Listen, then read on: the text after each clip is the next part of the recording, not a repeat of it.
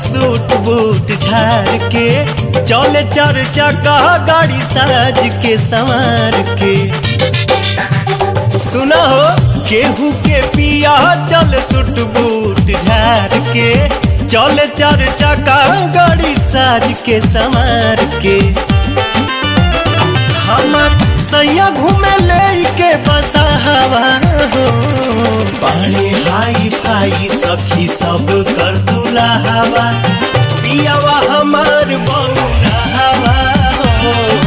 पानी hi fi सखी सब कर दूल्हा हवा पियावा हमार बौरा हवा हो। पानी हाई फाई सखी सब कर दूल्हा हवा।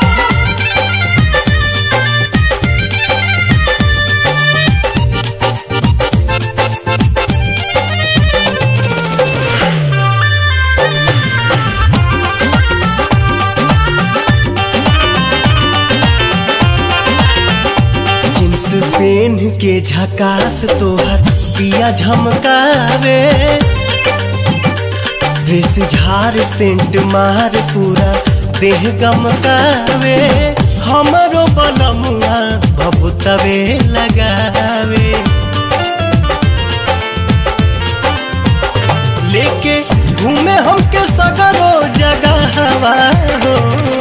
पानी हाई फाई सखी सब कर दूल्हा हवा हपियावा हमार बौरा हवा हो।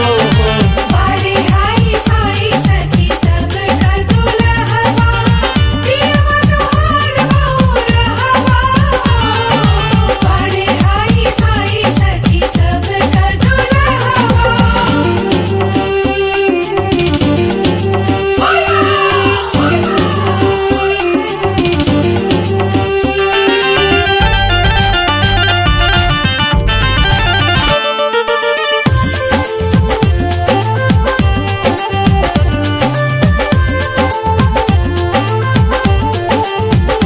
सुबह शाम बाबा धाम बाटे मेला हर साल के बोले जाए निर्भय हो कंवरिया जल ढार के सेव का बनौले बड़े पवन प्यारे लाल के।